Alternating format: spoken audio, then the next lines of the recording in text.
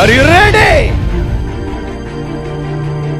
ప్రభువా, నా జీవితములో ఎందుకు ఇలా జరుగుచున్నవి? ప్రభువా, నా జీవితములో ఎందుకు ఇలా జరుగుచున్నవి?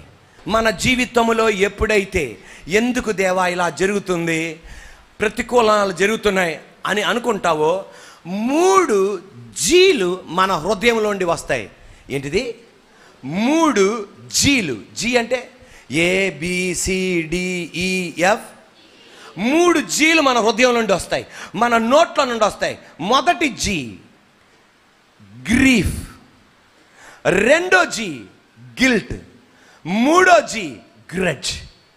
ఒకటో జీ గ్రీఫ్, రెండో జీ గిల్ట్, మూడో జీ గ్రడ్జ్.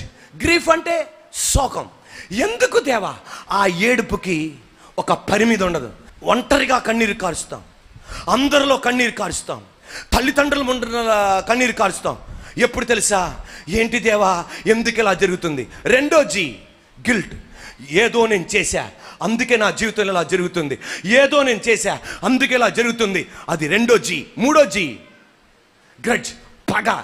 కోపం వచ్చేస్తూ ఉంటుంది, జీవితం మీద కోపం వస్తూ ఉంటుంది, ఇంటోళ్ళ మీద కోపం వచ్చేస్తూ ఉంటుంది, నీకు స్నేహితుల మీద కోపం వచ్చేస్తూ ఉంటుంది, ఏదో పగ మనకు వస్తుంది. ఇటువంటి 3 జీలు నీ హృదయములో మ్రోగుతున్నప్పుడు, నీ తలంపుల్లో గిర్రమని తిరుగుతున్నప్పుడు, నీ నోట్ల నుండి ఆ మాటలు బయటకు వస్తున్నప్పుడు ఒకటి ఈ 3 జీలకి మించి ఒక పెద్ద BIG జీ ఉంది. అంటే అర్థం ఏంటి? ఒక బిగ్ జీ ఉంది. ఏంటిది అది? గాడ్. ఈ 3 జీల మధ్య అల్లాడిపోతున్నప్పుడు ఒక పెద్ద జీ, ఆ గాడ్ వైపు నువ్వు తిరగటానికి రెడీ అయితే ఈ జీల మీద నా దేవుడు నీకు విజయం ఇస్తాడు. నీ శోకం మీద నీకు ఒక విజయం ఇస్తాడు, నేరారోపణ మీద నీకు ఒక విజయం ఇస్తాడు, నీ పగ మీద నీకు ఒక విజయం ఇస్తాడు. యోబు జీవితములో అన్నీ పోయినాయి. అన్నీ పోయినప్పుడు ఈ 3 జీలు, ఒకటి గ్రీఫ్, 2 గిల్ట్, 3 గ్రడ్జ్. ఈ పగ, నేరారోపణ, ఈ దుఃఖం ఇతన్ని ఏలుతుంది, ఇతని మీద తాండవిస్తుండగా ఈయన చేసింది ఏంటి తెలుసా? బిగ్ జీ మీద ఆధారపడ్డాడు. బిగ్ జీ మీద ఆధారపడ్డాడు, దేవుని మీద ఆధారపడ్డాడు.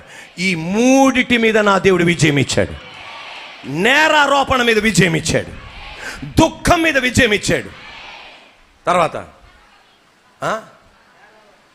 నేరారోపణ మీద విజయం ఇచ్చాడు. ప్రైజ్ ది లార్డ్, హల్లెలూయా.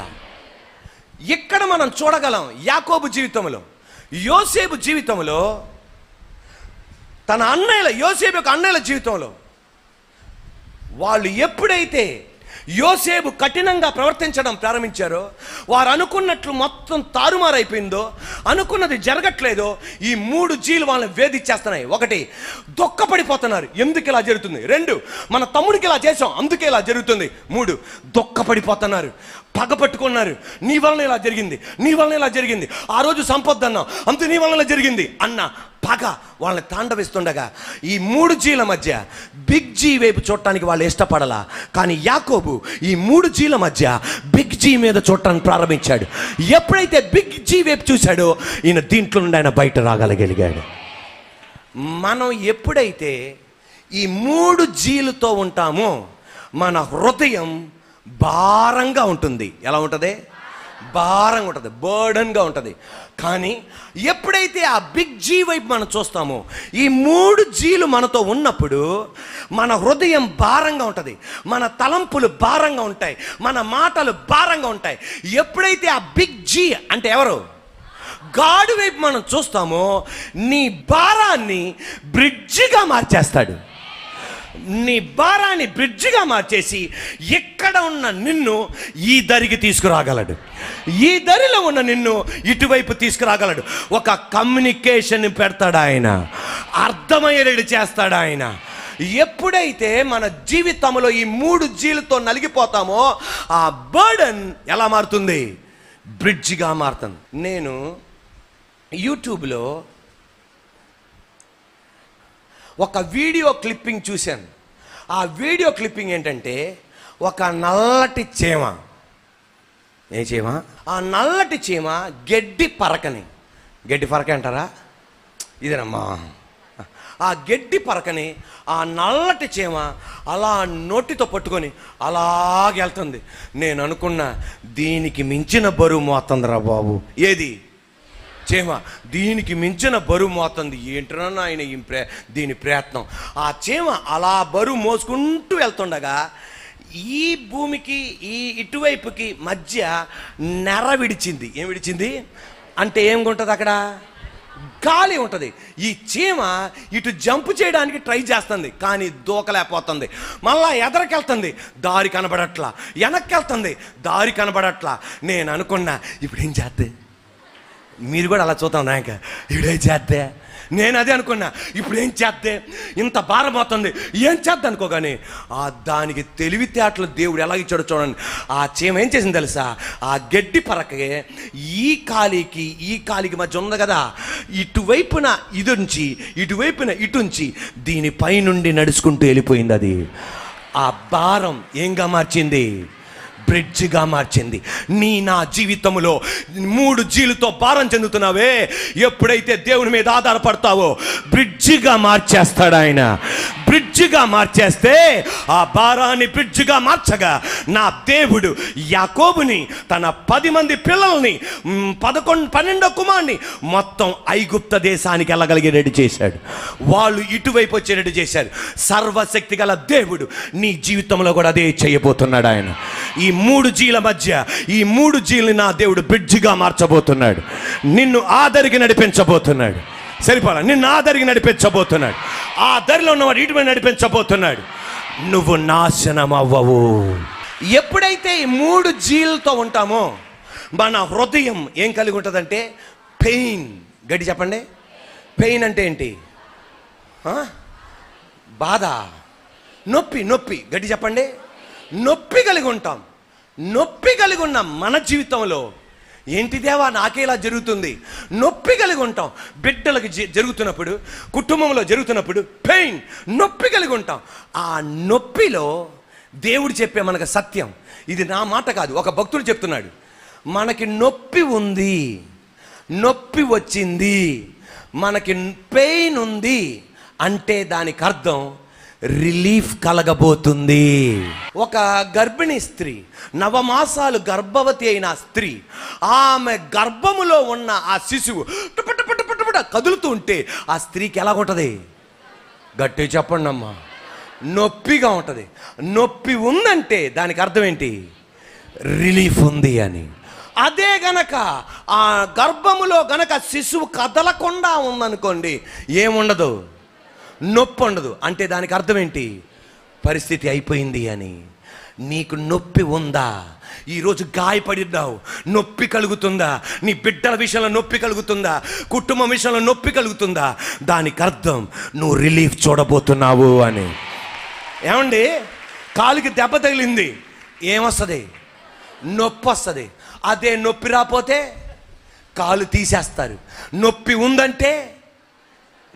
ఉందంటే రిలీఫ్ ఉంది అని. నొప్పి ఉందంటే రిలీఫ్ ఉందని. 24 గంటల కడుపు నొప్పి, దానిలో ఏముంటుంది? నొప్పి ఉంటుంది. నొప్పి ఉంది గనక అపెండిక్స్ని ఏం చేస్తారు? కట్ చేస్తారు. కొంతమందికి 24 గంటల్లో కడుపు నొప్పికి ఏముండదు? నొప్పి ఉండదు. ఎందుకు నొప్పి ఉండదు? ఆ అపెండిక్స్ బర్స్ట్ అయిపోద్ది, తద్వారా విషమైపోయి ఆ వ్యక్తి జీవితం అయిపోద్ది. ఈ రోజున నువ్వు నొప్పి గుండా వెళ్తున్నావంటే దానికి అర్థం నీకు రిలీఫ్ దొరకబోతుంది అని. ఒక్క క్షణం. Are you ready? 10 మంది అన్నయ్యలు, ఆమేనండి, 10 మంది అన్నయ్యలు, బెన్యామీను కుటుంబ సభ్యులు, యాకోబు పెయిన్ గుండా వెళ్తున్నారు. పెయిన్ గుండా వెళ్ళారు, దేవుడు ఒక రిలీఫ్ని తీసుకొచ్చాడు. ఈరోజు నువ్వు కూడా పెయిన్ గుండా వెళ్తున్నావా? అతి త్వరలో నీకు రిలీఫ్ దొరకబోతుంది. కొంతమందికి ఏం జరిగినా నొప్పి ఉండదు, పిల్లలకేం జరిగినా నొప్పి ఉండదు, భర్తకేం జరిగినా నొప్పి ఉండదు, భార్యకేం జరిగినా నొప్పి ఉండదు అంటే అలా అంటూ ఉంటాడు. అంటే దానికి అర్థం నువ్వు క్లైమాక్స్లో వచ్చావని. ఈ రోజు నీకు పెయిన్గా ఉన్నావా? దానికి అర్థం రిలీఫ్లో ఉన్నావని. హల్లెలూయా. యోసేపు ఆహారం కనుక తీసుకెళ్ళలేదనుకోండి, అరే యోసేపు ఆహారం తీసుకెళ్ళాడు గనక గుంట్లో పడ్డాడు. గుంట్లో పడ్డాడు గనక ఇష్మాయేలీలు కొన్నారు. ఇష్మాయేలీలు కొన్నారు గనక పొతీఫర్ ఇంటికి వెళ్ళాడు. పొతీఫర్ ఇంటికి వెళ్ళాడు గనక నింద పడింది. నింద పడ్డాడు గనక జైలుకి వెళ్ళాడు. జైలుకి వెళ్ళాడు గనక స్వప్నాలకు అర్థం చెప్పాడు. స్వప్నాలకు అర్థం చెప్పాడు గనక రాజుగారి కళలకు అర్థం చెప్పాడు. రాజుగారి కళలకు అర్థం చెప్పాడు గనక ప్రధానమంత్రిగా మారాడు. ప్రధానమంత్రిగా మారాడు గనక 2 దేశాలకు ఆహారం పెట్టాడు. 2 దేశాలకు ఆహారం పెట్టాడు గనక తన కుటుంబ సభ్యులకు కూడా ఆహారం పెట్టాడు. ఒక్క క్షణం, ఒకవేళ యోసేపు ఆహారాన్ని గనక అన్నయ్యలకి తీసుకెళ్ళకపోతే గుంట్లో పడేవాడు కాడు. గుంట్లో పడకుండా ఉంటే అత్తరమ్మే వాళ్ళ దగ్గరికి వెళ్ళేవాడు కాదు. అత్తరమ్మే వెళ్ళేవాడి దగ్గర వెళ్ళకుండా ఉంటే పొతీఫర్ ఇంటికి వెళ్ళేవాడు కాదు. పొతీఫర్ ఇంటికి వెళ్ళకుండా ఉంటే నింద పడేది కాదు. నింద పడకుండా ఉంటే జైలుకి వెళ్ళేవాడు కాదు. జైలుకి వెళ్ళకుండా ఉంటే స్వప్నాలకు అర్థం చెప్పేవాడు కాదు. స్వప్నాలకు అర్థం చెప్పకుండా ఉంటే రాజుగారి కళకు అర్థం చెప్పేవాడు కాదు. రాజుగారి కళకు అర్థం చెప్పకుండా ఉంటే ప్రధానమంత్రి అయ్యేవాడు కాదు. ప్రధానమంత్రిగా ఉండకపోతే 2 దేశాలకు అన్నం పెట్టేవాడుగా ఉండేవాడు కాదు. 2 దేశాలకు అన్నం పెట్టేవాడుగా ఉండకపోతే నాన్న చనిపోయేవాడు. 10 మంది అన్నలు చనిపోయేవాళ్ళు. తన తమ్ముడు చనిపోయేవాడు. యోసేపు చనిపోయేవాళ్ళు. వదినలు చనిపోయేవాళ్ళు. వాళ్ళ పిల్లలు చనిపోయేవాళ్ళు. యాకోబు సంతానమే కనపడకుండా పోయేది. తద్వారా యూదా గోత్రంలో ఉన్న యూదా మరణించేవాడు. తద్వారా యేసే జన్మించేవాడు కాదు. నువ్వు నరకానికి వెళ్ళేదానివి. నువ్వు నరకానికి వెళ్ళేదానివి. నేను నరకానికి వెళ్ళేవాడివి. నరకానికి వెళ్ళేవాడిని.